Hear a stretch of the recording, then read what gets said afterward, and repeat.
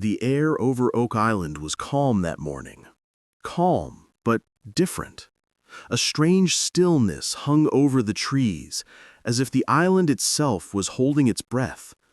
Near the excavation site, heavy machinery and thick cables stood like silent sentinels, waiting. Rick Lagina stood among them, eyes fixed on the ground. That familiar spark of determination still burned in his gaze, the same fire that had kept him searching year after year. To Rick, Oak Island was more than just a place. It was a living mystery, a promise buried deep beneath centuries of secrets. Generations had come chasing the same legend, a treasure hidden behind traps, tunnels, and time itself. Some said it was the work of the Knights Templar, others dismissed it as myth. Rick never believed it was just a story. He felt the island had a soul, that it revealed its truths only to those who truly listened. That day's dig was focused near Lot 5, close to the old garden shaft, an area that had teased them before with fragments of wood, nails, and metal. The machines roared to life, peeling away layers of soil 1 careful inch at a time. On Oak Island, haste was always punished. Then, everything changed. Gary Drayton swept the ground with his metal detector, its quiet beeps blending into the morning breeze. Suddenly, the device screamed, a deep, long signal unlike anything before. He froze. "Something big is under here," he said. The team crowded around as they dug. Bit by bit, the earth gave way, revealing a dark, metallic surface, rough iron, wide and flat. Rick knelt and brushed the dirt aside. The shape took form. Not a random scrap, but something deliberate. A hatch. The air grew heavier. For a long moment, no one spoke. Then Rick whispered, "This isn't just another find." Marty examined it closely. No bolts, no hinges, no markings. Just a seamless, rusted sheet of metal, old beyond reckoning. "Why didn't we see this before?" he murmured.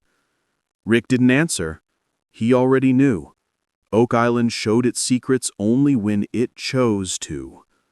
They cleared the soil, uncovering more of the hatch. 6 feet across, perfectly aligned, impossibly precise. Gary's detector traced a pattern of signals spreading outward. It's not just a plate. It's connected to something bigger. A cold gust swept through the trees. "Did you feel that?" Jack asked. Rick nodded. "It's like the island's breathing." They decided to pause to bring in scanners before forcing the hatch, but Rick couldn't look away. He brushed the surface gently, the metal icy beneath his glove. A faint scent of rust and earth filled the air. For a moment, he swore he could feel something, an ancient pulse beneath the ground. When the others left for equipment, Rick stayed.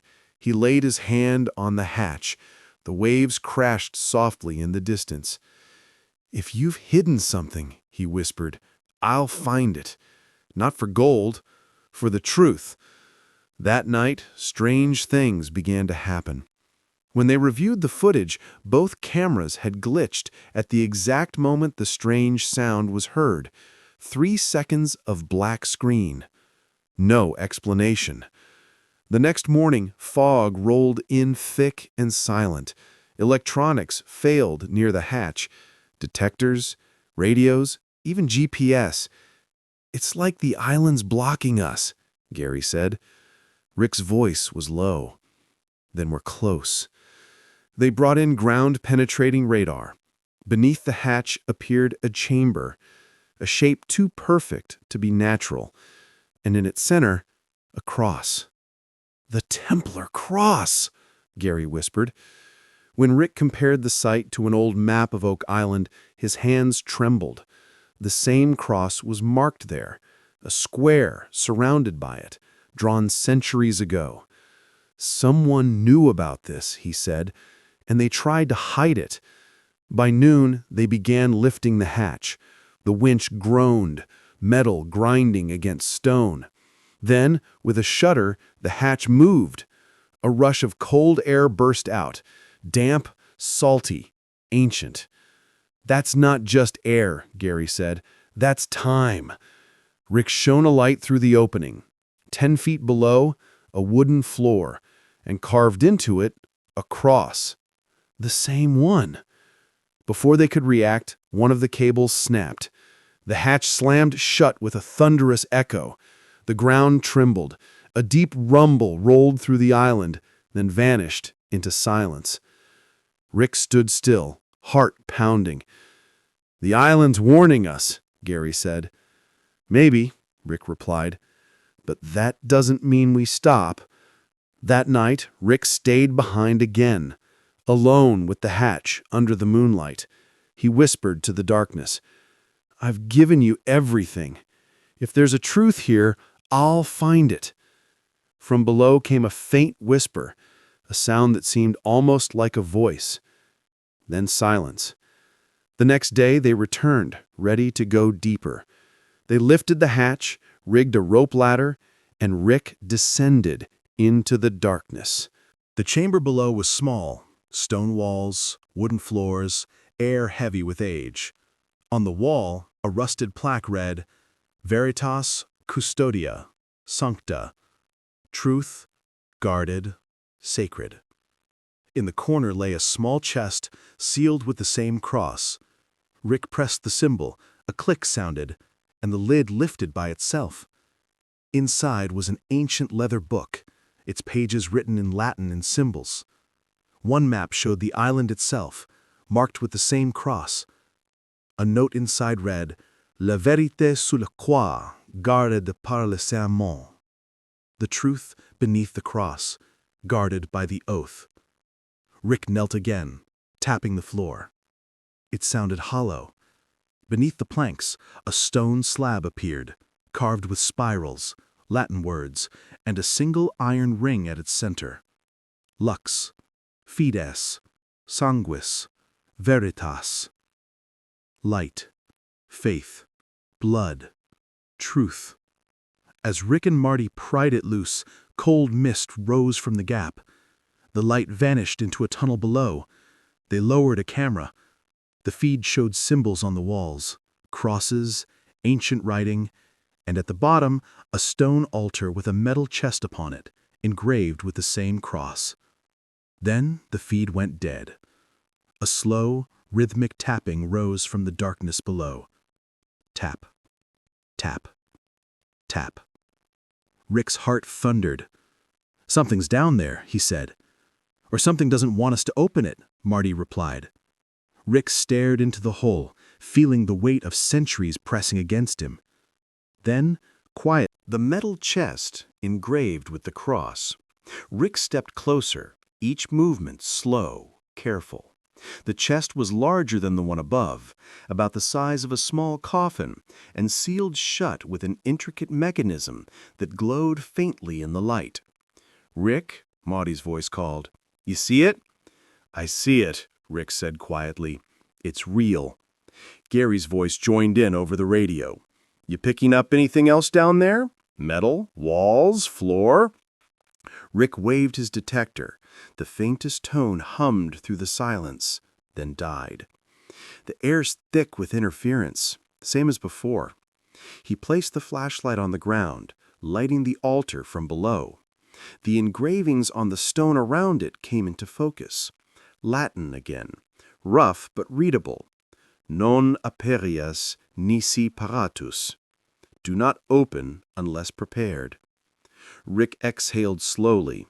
"They were warning someone," he muttered. "Maybe us," Marty said.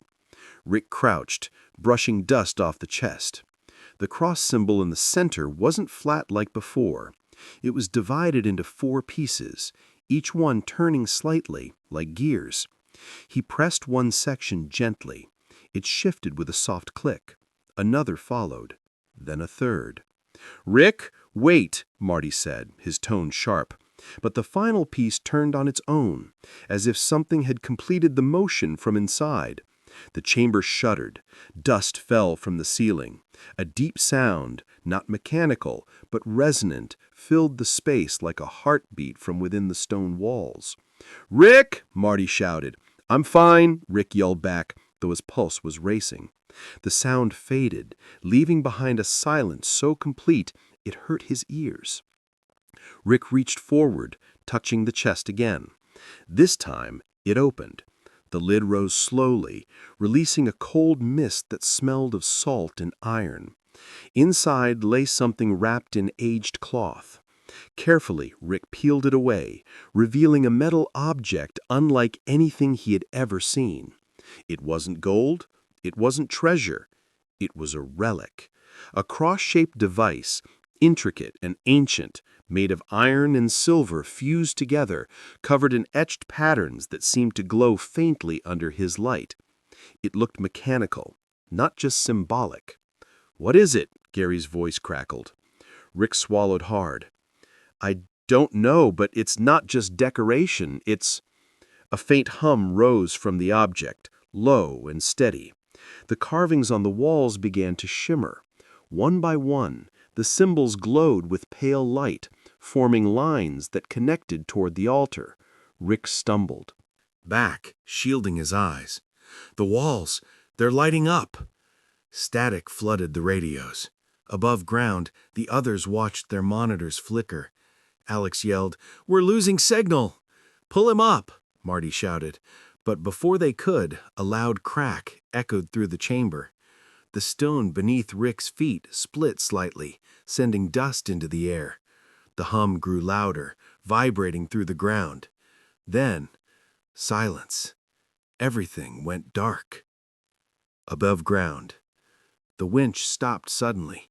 "The line's jammed," one of the crew shouted. Marty ran to the edge, peering into the hole. "Rick, can you hear me?" No reply. He grabbed a spare harness. "I'm going down." Gary tried to stop him. "Marty, you can't, the line's shaking." But Marty was already lowering himself into the shaft. The mist below glowed faintly now, pulsing with slow, rhythmic light. Halfway down, his radio crackled. A faint whisper came through. Not Rick's voice. Older, colder. "Veritas, sub cruce." "Truth, beneath the cross," Marty repeated under his breath. When he reached the bottom, the chamber was dim but no longer silent. The symbol still glowed faintly. The chest lay open, the relic resting at its center, pulsing like a heartbeat. Rick stood a few feet away, motionless, staring at the wall. Marty rushed to him. "Rick, are you okay?" Rick turned slowly. His eyes were wide, not frightened, but transfixed. He pointed at the wall. The light traced new shapes now, lines forming what looked like a map. At its center, Oak Island, and beyond it, a series of marks leading into the ocean. Marty stared. "It's a trail," Rick nodded. "A path, maybe to where it all began." The relic pulsed again, brighter this time, and then the light faded. The glow vanished. The chamber went still once more. Rick looked at his brother, his voice barely above a whisper. "This isn't the treasure, Marty. It's the key." Surprisingly heavy and etched with spirals and angular patterns that seemed almost to move in the corner of his eye. This isn't just an object," he whispered. "It's a key to something bigger." Marty crouched beside him, shining his flashlight over the map-like carvings on the walls. The faint lines converged toward the center, toward Oak Island itself, then continued outward as if pointing to locations beyond the island, leading somewhere beneath the sea. "Coordinates?" Marty murmured. "Or directions?" Rick shook his head. "I don't know yet. But whoever built this, whoever hid this, they wanted someone to follow it, to reach something." Above, the rest of the team was trying to regain contact. "Rick, Marty, are you down there?" Alex shouted over the radio. "We're okay," Marty responded, voice steady, though adrenaline still surged through him. "But we've found something." "Something?" Gary's voice was sharp. "Like what?"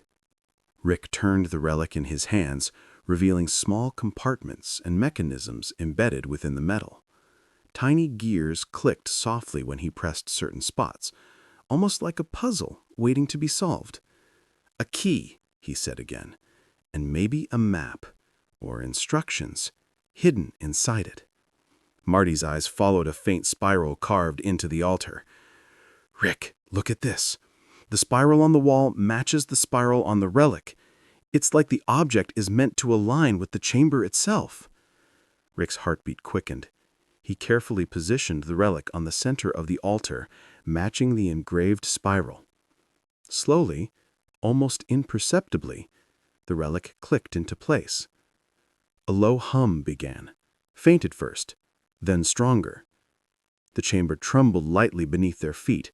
Dust fell from the ceiling. The symbols along the walls brightened slightly, glowing with pale light as the hum grew. Marty grabbed Rick's arm. "Something's happening." From the far side of the chamber, a stone panel shifted. Slowly, a narrow passageway opened, carved perfectly into the stone, leading downward into darkness. A cool draft of air flowed up from the depths. Rick stepped forward, staring into the abyss. "It's a tunnel, but it's not just a tunnel. This is a path to whatever they were guarding." The team above had gathered around the hatch. "Rick, you sure about this?" Marty's voice was calm, but tension laced every word. Rick nodded. "I've waited my whole life for this. This is why we're here. Whatever's Down there, it's the heart of the mystery." Marty checked the ropes, lights, and safety gear. "Then we do this smart, slow, careful." Rick descended first, flashlight cutting through the darkness. Marty followed. The tunnel walls were damp, carved stone, etched with symbols that glimmered faintly under their lights. The faint hum from the relic seemed to echo in the chamber, then fade as they moved farther away. At the end of the tunnel, the path opened into another chamber, larger, wider than the one before. And there, in the center, resting atop a stone pedestal, was a second object. It was massive, square, metallic, and covered in intricate engravings. The same cross symbol appeared, repeated across its surface. Rick swallowed. "That's it," he said, voice barely audible. "That's what they were protecting." Gary's voice crackled through the radio from above. "Can you see it? What is it?" Rick hesitated. I don't know, but it's big, older than anything we've seen on this island. Maybe older than the island itself." Marty stepped closer, shining his light across the object. "Look at these markings. They're like the ones on the relic. Maybe it's a lock or a code. Maybe it opens with that key." Rick slowly lifted the relic and moved toward the pedestal. The engravings on the metal object seemed to respond, faint lines glowing as if recognizing the relic. The floor trembled slightly, and the air grew colder. Rick whispered, "This is it. The moment everything we've hunted for leads to. The truth beneath the cross." Marty placed a hand on his brother's shoulder. "Whatever's in there, we need to be ready. This is history, but it's dangerous history." Rick took a deep breath, positioning the relic into the first engraving on the object. The symbols glowed brighter. A low vibration ran through the chamber, like the heartbeat of something ancient awakening. And then, a deep rumble echoed from below, as if the island itself exhaled. Rick froze, eyes wide. "It's alive. Somehow, it's alive." Rick's hands trembled as he pressed the relic into the intricate engravings on the pedestal. The metal seemed to melt into the stone, settling perfectly like it had been made for this exact moment. The room vibrated subtly beneath their feet. Dust and small stones fell from the ceiling as a faint, humming resonance filled the chamber. Marty swallowed hard. "It's working." Rick nodded slowly, eyes fixed on the pedestal. The lines etched into the metal object began to glow faintly, tracing a network of patterns across its surface. The glow pulsed, slow and rhythmic, almost like a heartbeat. Then, a sound, a deep metallic click, followed by a grinding noise from inside the object. A section of its surface began to slide open, revealing a cavity within. Rick held his breath. The air grew colder, carrying with it the scent of iron and something else, something old, almost alive. Inside the cavity was another object, a smaller, sealed container, perfectly preserved. Unlike the chest above, this one was made entirely of metal, etched with symbols that pulsed faintly with the same rhythm as the pedestal. Gary's voice crackled over the radio. "Rick, Marty, you seeing this?" Rick carefully lifted the container. It was surprisingly light, yet it radiated a strange energy. The engravings seemed to shift slightly under his fingers, as though responding to his touch. Marty leaned closer. "It's not just a container, it's a mechanism, maybe a key to something else." Rick traced the cross symbols on its surface. "Everything points here. The relic, the pedestal, it's all part of a sequence. Whoever built this wanted it opened by the right person in the right way." A faint, rhythmic tapping echoed from deep within the pedestal, matching the pulse of the glowing lines. Rick's heartbeat quickened, and for a moment he wondered if the island itself was warning them or guiding them. "Rick, we need to be careful," Marty said. "This could be booby-trapped, or worse." Rick shook his head. "No, this isn't about traps. It's about trust. Whoever hid this, they trusted someone to find it, and I think we're that someone." He placed the smaller container back into the cavity. The pedestal glowed brighter for a moment, then the ground beneath them trembled. Stones shifted, dust fell in clouds. The chamber seemed to exhale a long, low hum that reverberated in their bones. Then silence. Rick and Marty stared at each other. The glowing lines on the pedestal faded, leaving only the metal container, now perfectly aligned and sealed, resting calmly in its cavity. Rick whispered, "It's waiting. It's waiting for the next step, the final piece." Marty frowned. "The next step? What do you mean?" Rick's eyes were fixed on the container. "Everything we found, the relic, the markings, the map, it all points to something beyond this chamber. Something hidden, maybe not even on the island. Whatever's in here, it's the key to finding it." The wind outside whispered through the shaft, carrying a faint, eerie resonance that sounded almost like a voice. "Veritas, custodia, sancta." Rick shivered. The truth, guarded, sacred. Marty's hand rested on the pedestal. "Are we ready for this? Once we take it, there's no turning back." Rick nodded slowly, determination etched across his face.